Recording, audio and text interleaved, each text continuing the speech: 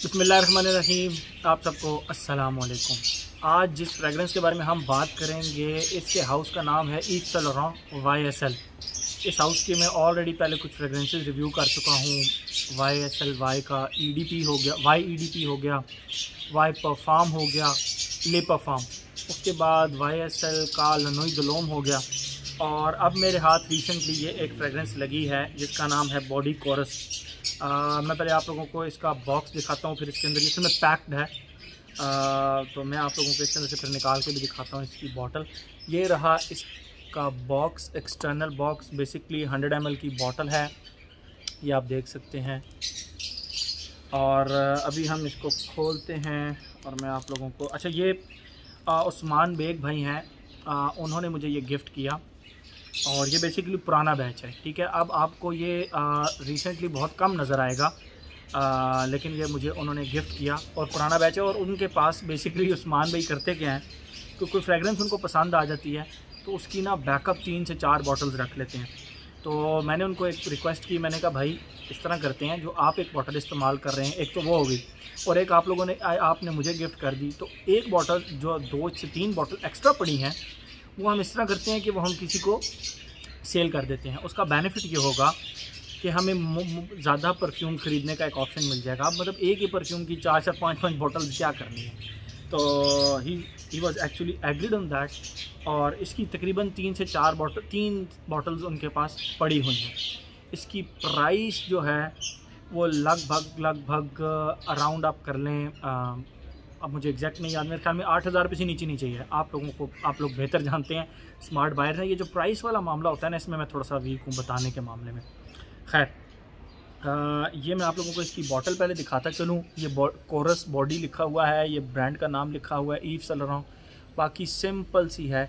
और ये 2016 बैच है, ये मैंने चेक किया है, ये 2016 बैच है। इसका जो स्प्रेयर है, ये आप इसका स्प्रेयर देख सकते हैं। ये इसके ऊपर YSL लिखा हुआ है। इसका ढक्कन चिकन ओपन कोई नहीं होता, ये यहीं से प्रेस होता है और यहाँ से फ्रंट से इसका स्प्रेयर निकलता है। बस ठीक है, रीज़नेबल स्प्रेयर है, कोई बहुत अच्छी स्प्रेड नहीं है, लेकिन रीज़नेबल स्प्रेयर है, ठीक है। Yves Saint Laurent basically YSL जो है ये एक डिज़ाइनर हाउस है, ठीक है। तो इनके लेडीज़ बैग्स होते हैं और मैंने इस तरह की कोई 3-4 चीज़ें देखी हैं। तो ये फ्रेगरेंस जो है ये उस्मान भाई ने मुझे गिफ्ट किया। उस्मान भाई ने कहा दिल भाई आपको बहुत ज़्यादा पसंद आएगी, और रीज़न भी उसका उन्होंने कहा कि ये आप बताएंगे।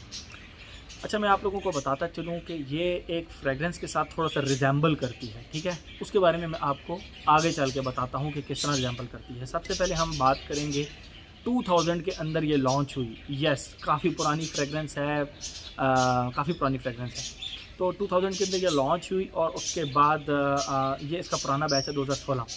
तो बेसिकली एक पुरानी फ्रेगरेंस है। तो इसकी खुशबू सबसे पहले मैं आप लोगों को डिफ़ाइन करता हूँ, उसके बाद बाकी हम मज़ीद बात करते हैं। देखें, जैसे ही आप इसको लगाते हैं, इसके स्टार्ट में एक इच्ची से टिशू पेपर की एक खुशबू आती है। यानी आप यूँ कह लेंगे, जो टिशू पेपर आपके घर में कोई भी टिशू पेपर है, आप उसको जब चेक करते हैं उसके अंदर से एक वुडी सी और एक हल्की सी परफ्यूम्ड खुशबू आ रही होती है। तो वो टिशू पेपर की जो खुशबू होती है ना, उसको थोड़ा सा स्ट्रॉन्ग कर लें और थोड़ा सा इची कर लें। इची का मतलब ये है कि वो थोड़ी सी आपको चुभे, वो इतनी ज़्यादा तेज़ हो जाए, ठीक है। अब वो चुभने का मतलब ये नहीं है कि वो इतनी ज़्यादा चुभे कि आप इससे ना तंग आना शुरू हो जाए, नहीं। इची का मतलब ये है कि ये थोड़ी सी स्ट्रॉन्ग टिशू पेपर की खुशबू, ठीक है। तो इसके स्टार्ट में इस तरह की स्ट्रॉन्ग टिशू पेपर की एक खुशबू आती है। ये तो इसका हो गया फर्स्ट फेज़, जो कम अज़ कम आधा घंटा चलता है। और उसके बाद जो है ना, वो इसका सेकंड फेज़ स्टार्ट होता है। सेकंड फेज़ के अंदर इसके अंदर आपको ऐसे लगेगा जिस तरह डिफरेंट नट्स होते हैं, और उनके साथ टिशू पेपर की एक खुशबू।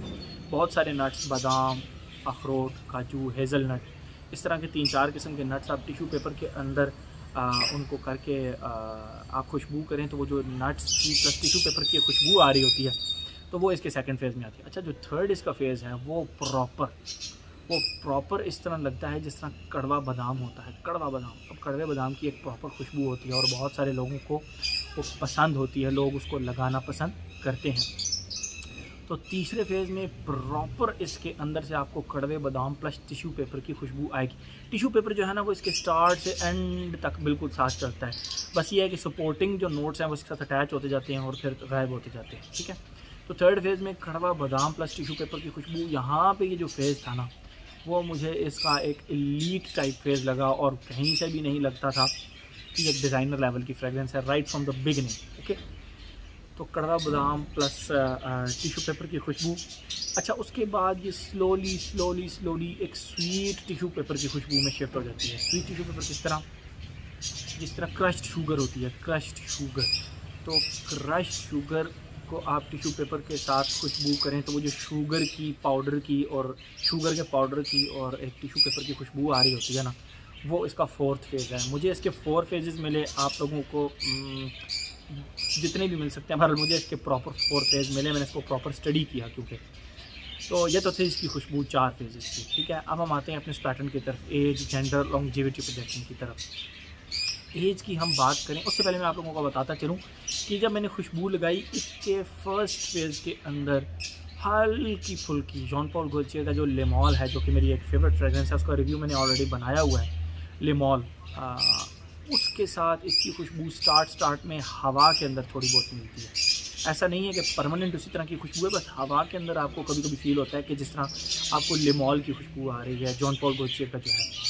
उसके बाद ये टोटल चेंज हो जाती है और इसका स्ट्रक्चर टोटल डिफरेंट हो जाता है। ये जॉन पॉल गोल्टियर के करीब भी नहीं है, फिर किसी फेज़ में भी करीब नहीं है, बस हल्की फुल्की उसकी तरह फील होती है, वो भी स्टार्ट के अंदर। ठीक है, अब हम आते हैं अपने इस पैटर्न की तरफ, age, gender, longevity projection. Age की बात करें, नो प्रॉब्लम, कोई भी एज का बंदा इसको लगा सकता है। ठीक है, डिज़ाइनर जितने भी हाउसेज होते हैं उनकी फ्रेगरेंसेस बनाते ही इस तरह है कि उनकी खुशबू सेल हो, वो सारे लोगों को पसंद आए, हर एज ग्रुप को पसंद आए। तो ये इसी तरह की एक फ्रेगरेंस है जो कि हर एज ग्रुप को पसंद आने वाली है। एज हो गया। जेंडर की बात करें, मेल फीमेल दोनों लगा सकते हैं, बट फॉर मी अगर इसको मेल लगाएंगे तो थोड़ा ज़्यादा अच्छा लगेगा।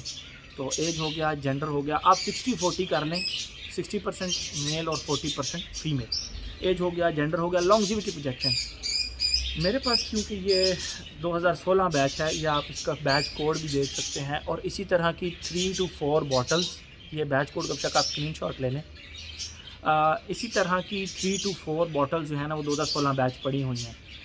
तो जिसको ये फ्रेगरेंस चाहिए, जिन्होंने ऑलरेडी यूज़ की हुई है और उनको पुराना बैच चाहिए, वो मैं नीचे इंस्टाग्राम का अपना एड्रेस दे दूँगा, उस पर आप मुझे मैसेज कर सकते हैं, तो मैं आपको ये दे दूँगा। इसकी 3 बॉटल्स मेरे पास और भी पड़ी हुई हैं पुराने बैच की। ओके, तो लॉन्जेविटी प्रोटेक्शन की अगर हम बात करें तो 8+ आवर्स ईजीली इसने मुझे दिए, और मज़े की बात इसने नोज़ ब्लाइंड भी नहीं किया। 3-3.5 घंटे मुझे खुशबू प्रॉपर फील होती है, उसके बाद जाके मैं कि नोज़ ब्लाइंड हुआ हूँ तो हुआ हूँ, लेकिन करीब के लोगों को इसकी खुशबू फिर भी आती रहती है।